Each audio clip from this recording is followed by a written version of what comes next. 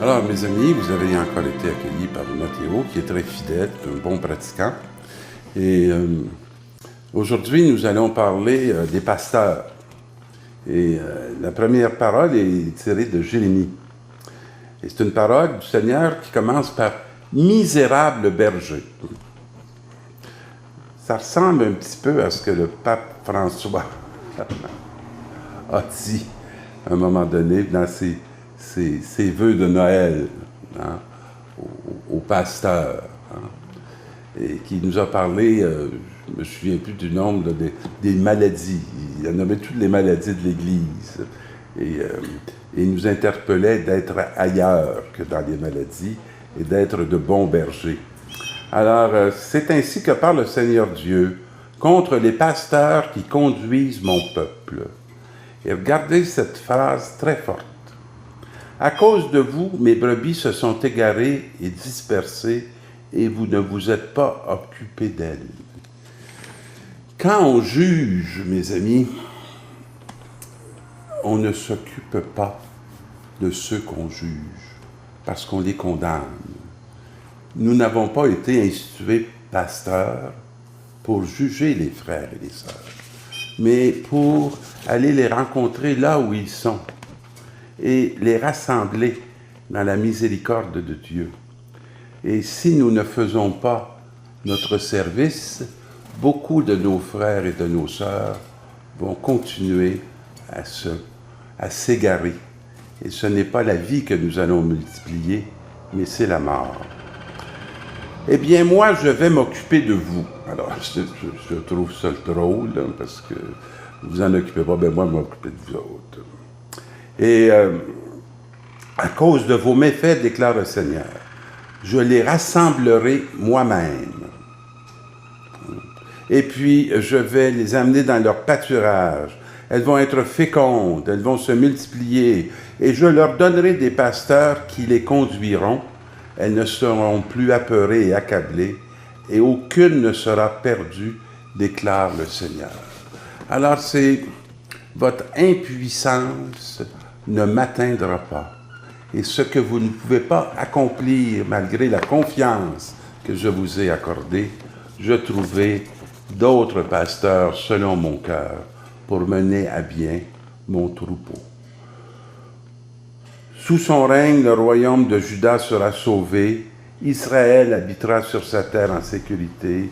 Voici que le nom qu'on lui donnera, le Seigneur est notre justice.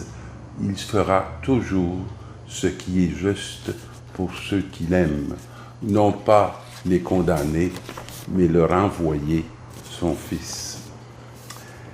Alors, la deuxième lecture, « Frères, vous qui autrefois étiez loin de Dieu de l'alliance, vous êtes maintenant devenus proches par le sang du Christ. » L'alliance avait emmené comme une exclusivité au niveau de la foi. Et les païens n'avaient pas accès à cette réalité du royaume de Dieu. Et c'est par le Christ que s'est fait l'unité et que nous avons pu nous approcher, hein, et particulièrement par le sang du Christ. C'est lui qui est notre paix. Des deux Israël et les païens, il a fait un seul peuple. Il a pris ce qui était divisé, puis il l'a unifié. Mais il l'a unifié par le sang de sa croix. Je suis toujours très touché par ces images. Je me rappelle l'an dernier où on avait une multitude de Syriens qui frappaient à notre porte et on se posait une tonne de questions à savoir si c'était légitime, c'était une bonne chose, s'il fallait les faire rentrer, s'il ne fallait pas les faire rentrer. Et je me disais dans mon cœur, ils ont tous la coupe du Christ cachée dans leur bagage. Prenez et buvez-en tous, ceci est mon sang. Est-ce qu'on peut renoncer à boire le sang du Christ? cachés dans le sac de voyage de tous ces migrants. Ce qui ne veut pas dire de tous les accueillir sur notre terre, mais peut-on se laver les mains de boire leur coupe, d'être sensible à la réalité et à la situation qu'ils traversent? Pouvons-nous avoir une fermeture? Comment peut se vivre cette ouverture? Et le Christ est toujours quelqu'un qui ouvre les chemins et qui ouvre les impasses pour qu'on puisse trouver à la lumière de Dieu ce qui sera la justice de Dieu. Après la première mission, les apôtres se réunissent auprès de Jésus et lui rapportent tout ce qu'ils ont fait et enseigné. Moi, pendant plus de 8 ans, j'avais l'impression de vivre ce texte-là toutes les semaines. J'avais 4 jeunes prêtres qui étaient sous ma charge pastorale. Je co-célébrais avec les jeunes prêtres qui m'étaient confiés pour la mission. Et après, nous déjeunions ensemble et ils me rapportaient tout ce qu'ils avaient fait et tout ce qu'ils avaient enseigné, posaient toutes les questions qu'ils voulaient.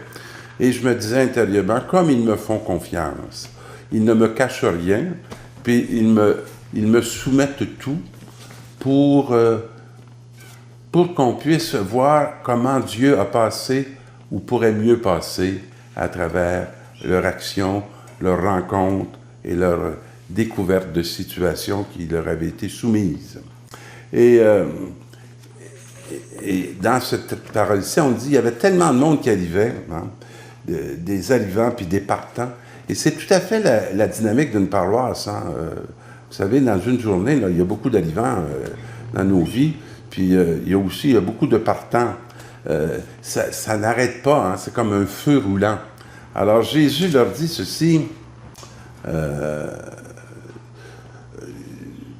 vous n'avez même pas le temps de manger, alors il dit, venez à l'écart, hein, pour vous reposer un peu. Puis ils partirent donc dans la barque pour un endroit désert, à l'écart. Les gens les virent s'éloigner et beaucoup les reconnurent. Et j'aime beaucoup cette expression-là, parce que pour moi, ça évoque ceci. Beaucoup les virent s'éloigner, prendre une distance, et beaucoup les reconnurent. Dans la capacité de prendre une distance. Parce que vous savez, quand on est inquiet, qu'on est un peu en panique, on finit par s'enfermer dans ce qui nous fait peur et de ce qu'on ne comprend pas. Puis on finit par ne plus avoir d'autre horizon que le mal qui nous assaille. Et parfois, pour vaincre le mal, il faut être capable de prendre une distance. Je voudrais vous dire que chaque dimanche, l'Église est ouverte pour offrir un espace de distance. Comme on a besoin de sortir de la course du quotidien et de tout ce qui nous envahit, dont on ne voit pas nécessairement le sens. Comme on a besoin de se retrouver ensemble pour être capable d'être nourris, nous qui sommes appauvris toute la semaine. Alors, de partout, parce qu'ils sont reconnus, à pied, ils coururent là-bas et arrivèrent avant eux. En débarquant, une belle expression.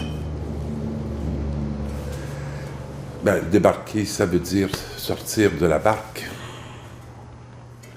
Alors, en débarquant, Jésus vit une grande foule.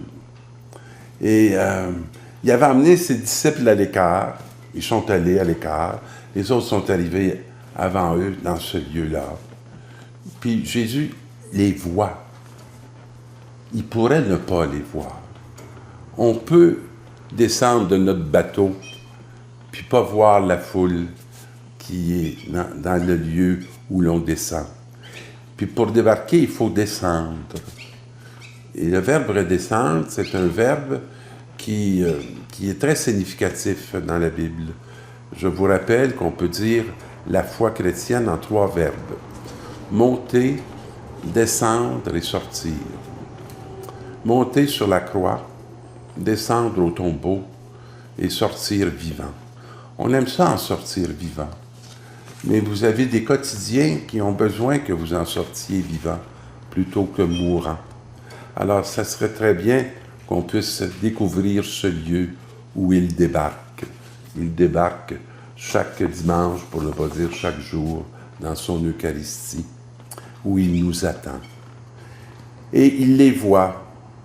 Et alors, il se mit à les instruire longuement. On a tous besoin d'être instruits. On a tous besoin d'apprendre à vivre et à habiter la réalité à la manière que Dieu l'habite dans le Fils et dans l'Esprit. Je vous bénis pour que vous puissiez accepter de vous rendre dans ces lieux de bénédiction. Au nom du Père et du Fils et du Saint-Esprit. Bonne célébration.